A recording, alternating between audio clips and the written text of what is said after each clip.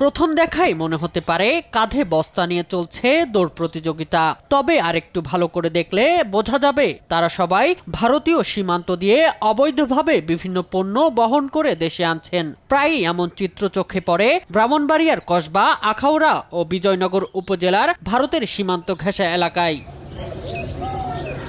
দিন কিংবা রাতে নানা কৌশলে দেশে ঢুকছে ভারতীয় মাদক ও চোরাই পণ্য, যার মধ্যে ইয়াবা, ফেন্সিডিলের পাশাপাশি স্মার্টফোনের ডিসপ্লে, ঔষধ, চশমা, শাড়ি, প্রসাধনী, এমনকি ফুচকাও রয়েছে। কয়েক হাত ঘুরে এসব চালান ছড়িয়ে পড়ছে দেশের বিভিন্ন অঞ্চলে। সানগ্লাস, মোবাইল অ্যাক্সেসরি, শাড়ি এবং 3 পিস, এগুলা শুধু আপনি 1-2 লক্ষ টাকার না, এটা কোটি কোটি টাকার, আপনারা দেখছেন কোটি কোটি টাকার এই ভারতীয় পণ্য বাংলাদেশে ঢুকতেছে।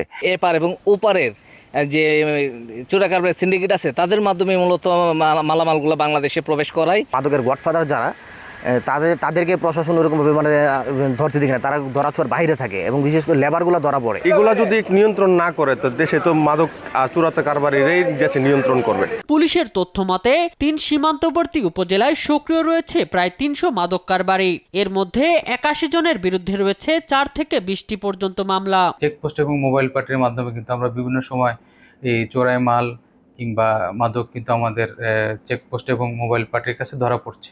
সেক্ষেত্রে আমরা যথাযথ আইনগত ব্যবস্থা গ্রহণ করছি।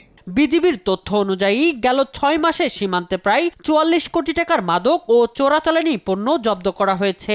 আটক করা হয়েছে 6 জনকে। পাশাপাশি চোরাচালানির সঙ্গে জড়িতদের তালিকা তৈরি করে তাদের উপর বাড়ানো হয়েছে নজরদারি।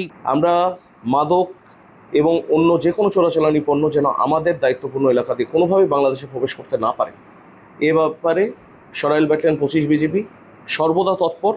আমাদের গোয়েন্দা নজরদারি আমরা বৃদ্ধি করেছি এবং আমাদের টহল অনেক বেশি জোরদার করা হয়েছে। সীমান্তে নজরদারি জোরদারের পাশাপাশি চোরাচালানের মূল হোতাদের আইনের আওতায় আনার দাবি স্থানীয়দের। শামীম হোসেন, নিউজ ডেস্ক, দেশ টিভি।